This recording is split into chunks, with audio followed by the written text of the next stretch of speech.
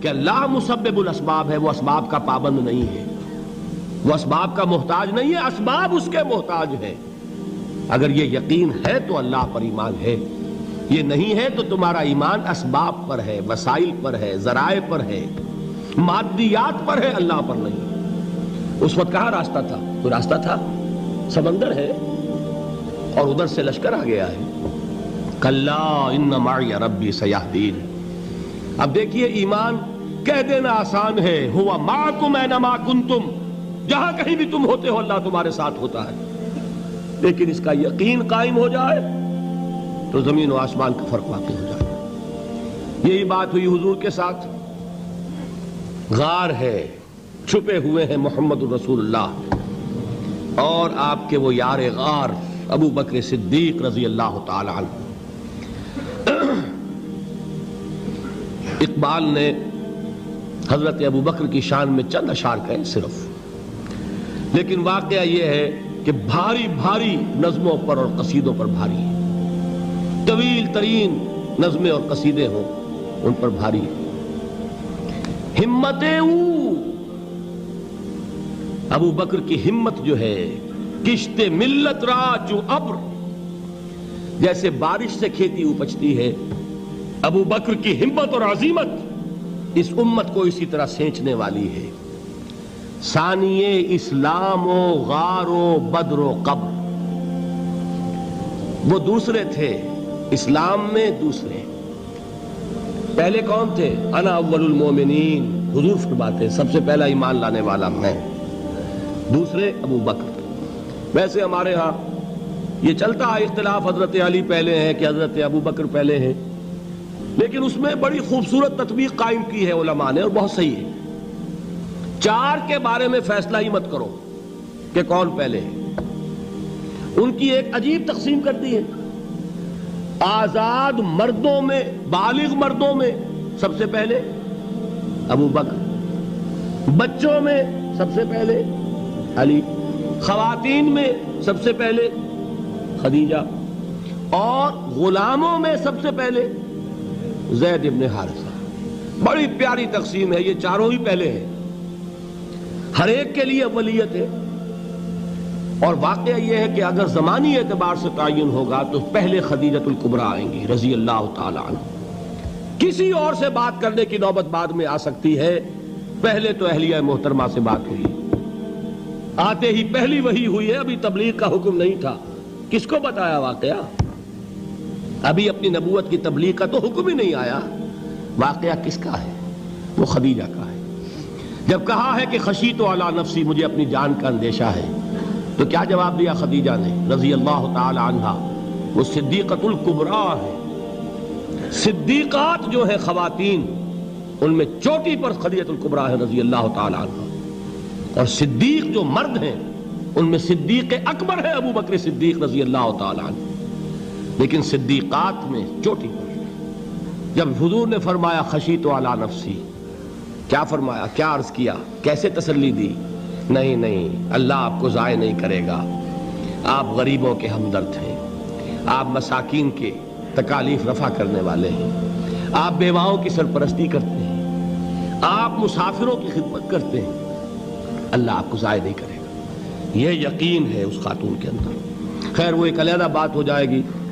میرے دل پر حضرت خدیجہ رضی اللہ تعالیٰ عنہ کی شخصیت کا بڑا گہرا نقش ہے، جو وہ کوئی اور ہی وقت اور موقع ہوا تو بیان ہوگا۔ بہرحال اقبال نے ایک مصرے میں جو چار اولیتیں جمع کر دی ہیں، ہمت او کشت امت را چو ابر، ثانی اسلام و غار و بدر و قبر۔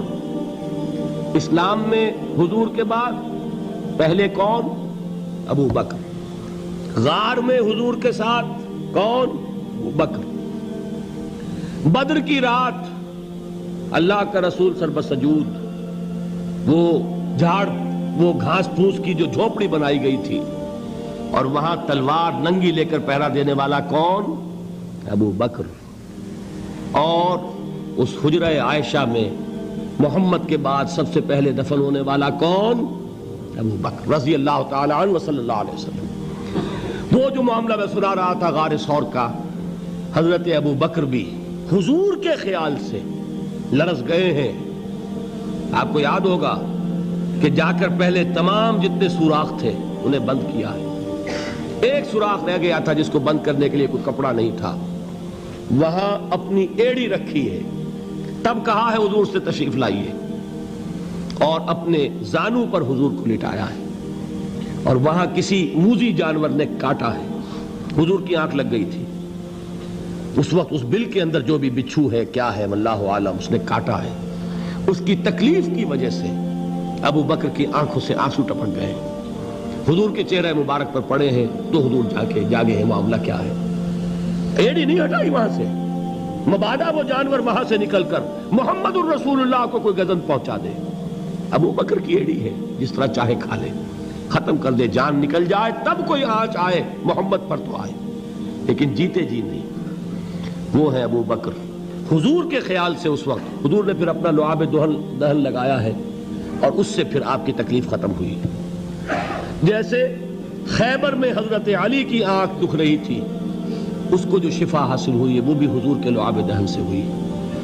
تو بہرحال اس وقت انہوں نے کہا ہے کہ اے نبی یا رسول اللہ, اگر اس وقت ان میں سے کسی نے غیر ارادی طور پر بھی اپنے قدموں کی طرف جھانک لیا تو پکڑے جائیں گے. کیا جواب تھا اللہ کے رسول کا؟ لا تحزن ان اللہ معنا. اللہ ہمارے ساتھ ہے, کیوں گھبراتے ہو ابو بکر. یہ ہے ایمان باللہ, میرا مالک اللہ, میرا رازق اللہ, میرا محافظ اللہ, میرا مددگار اللہ, میرا پشت پناہ اللہ, میرا دوست اللہ. یہ دوستی ہے اللہ کی جو لب لباب ہے, حاصل ہے ایمان کا. اسی کا نام ولایت ہے. اولیاء اللہ کے سروں پر سینگ نہیں ہوتے. جس کے دل میں ایمان راسخ ہو چکا ہو وہی اللہ کا ولی ہے. جسے اللہ پر یقین ہو چکا ہے وہی اللہ کا ولی ہے. جسے یقین ہے اللہ میرے ساتھ ہے, میرا مددگار, میرا پشت پناہ, میرا ساتھی, میرا دوست, میرا محبوب, میرا محب. اللہ اہل ایمان سے محبت کرتا ہے. واللہ یحب الصادقین. ان اللہ یحب الذین یقاتلون فی سبیلہ صفا کانہم بنیان مرصوص. اللہ محبت کرنے والا, اہل ایمان محبوب, اور اہل ایمان محبت کرنے والے اللہ محبوب. والذین آمنوا اشد حبا للہ. آپ تصور کیجئے جسے یہ رشتہ ایمان یا رشتہ ولایت حاصل ہو جائے, الا ان اولیاء اللہ لا خوف علیہم ولا هم یحزنون. آگاہ ہو جاؤ, اللہ کے دوستوں کے لیے نہ کوئی خوف ہے نہ کوئی حزن ہے. اور میں بیان کر چکا تھا, خوف اور حزن کے خاتمے ہی کا نام امن ہے. زوال خوف, زوال حزن. یہ خوف اور حزن کیوں آتے ہیں بار بار؟ اللہ تخافوا ولا تحزنوا, دونوں آ گئے. الا ان اولیاء اللہ لا خوف علیہم ولا هم یحزنون, پھر وہی دو. وہ کیوں ہے؟ خوف ہوتا ہے کسی مستقبل کی بات کا, یہ نہ ہو جائے, وہ نہ ہو جائے, یہ نقصان نہ پہنچ جائے, یہ تکلیف نہ ہو, یہ غضب نہ آ جائے. خوف ہے مستقبل سے. حزن ہے یہ کیوں ہوا, یہ نہیں ہونا چاہیے تھا, یہ میرا فلاں چیز میرے ہاتھ سے جاتی رہی ہے, فلاں موقع نکل گیا, اب بیٹھے ہوئے ہیں اندر ہی اندر کڑ رہے ہیں, صدمہ ہے اور رنج ہے. اور جو اللہ پر ایمان رکھتا ہے وہ جانتا ہے ما اصاب من مصیبت فی الارض ولا فی انفسکم الا فی کتاب من قبل ان نبرأها ان ذلک علی اللہ یسیر لکی لا تعصوا علی ما فاتکم ولا تفرحوا بما آتاکم واللہ لا یحب کل مختال فخور.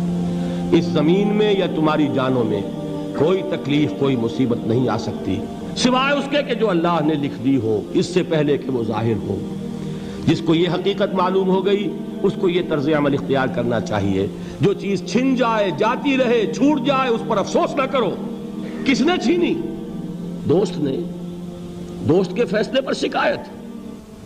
دوستی کو بٹا لگا رہے ہو, سرے تسلیم خم ہے جو مزاج یار میں آئے. اگر دوستی ہے تو پھر تو تمہیں گردن جھکانی چاہیے کہ ہر چہ ساقی ماریخت عین الطافست, جو بھی میرا ساقی میرے پیالے میں ڈال دے اس کا کرم ہے. جو اس کی طرف سے آئے اس پر کوئی رنج نہیں, کوئی صدمہ نہیں, کوئی غم نہیں, کوئی شکایت نہیں, کوئی شکوہ نہیں. اور جو ہوگا وہ اس کے اذن کے بغیر نہیں ہوگا, اور اس کا اذن ہوگا تو یقیناً میرے لیے خیر ہی خیر ہے, چاہے وہ ناگوار شے ہو, بظاہر مجھے اچھی نہ لگ رہی ہو، میری شارٹ سائٹڈنس میں مجھے وہ نظر آ رہی ہے کہ میرے لیے بری ہے، لیکن قرآن نے کہا ہے عسیٰ ان تکرہوا شیئا وہو خیر لکم وعسیٰ ان تحبوا شیئا وہو شر لکم واللہ یعلم وانتم لا تعلمون۔ ہو سکتا ہے تم کسی چیز کو ناپسند کرو درحال ہے کہ اسی میں تمہارا خیر ہو، اور ہو سکتا ہے تم کسی چیز کو پسند کرو درحال ہے کہ اس میں تمہارا شر ہو۔ اللہ جانتا ہے، تم نہیں جانتے۔ جب مجھے یہ بات معلوم ہو گئی، میں نے اپنا معاملہ اللہ کے حوالے کیا۔ سپردم بے تو مایا خیش را تو دانی حساب کم و بیش را، اے رب جو تو چاہتا ہے وہ ہو، تیرے علم میں جو شے میرے لیے خیر ہے وہ ہو جائے، میری کوئی پسند نہیں، میری کوئی چاہت نہیں، یہ ہے راضی برضائے رب۔ اکبر الہ آبادی نے اسے کہا ہے رضائے حق پہ راضی رہ، یہ حرف آرزو کیسا، خدا خالق، خدا مالک، خدا کا حکم تو کیسا۔ جب میں آ گیا بیچ میں، میری پسند، میری مرضی، میری خواہش، میری چاہت، یہی تو شرک ہے۔ ما شاء اللہ کان وما لم یشاء لم یکن، جو اللہ نے چاہا وہ ہوا، جو اس نے نہیں چاہا نہیں ہوا، اختیار اس کا ہے، میرا تو نہیں۔ رضائے حق پہ راضی رہ، یہ حرف آرزو کیسا، خدا خالق، خدا مالک، خدا کا حکم تو کیسا۔ اقبال نے اسے کہا ہے فارسی میں، اب آپ کہیں اس کا ترجمہ بھی کرو تو وہ مجھے ذرا اس وقت کچھ بہت ہی بدذوقی کسی بات نظر آئے گی۔ جائیے پوچھئے کسی سے جسے فارسی آتی ہو۔ بروں کشید ز پیچا کے ہست و بود مرا، چے اقدہا کے مقام رضا کشود مرا۔ مجھے تو تمام پیچ و خم سے نکال دیا اس مقام رضا نے، میں راضی برضائے رب ہوں، جو فیصلہ اس کا میں اس پر راضی۔ تو کہاں کا حزن اور کس کا خوف، یہی زوال حزن اور زوال خوف، یہی ہے امن، یہ نتیجہ ہے ایمان کا۔ تو جان لیجئے یہ ہے لب لباب، یہ ہے حاصل ایمان کا، یہ ہے تو ایمان ہے، یہ نہیں ہے تو ایمان نہیں۔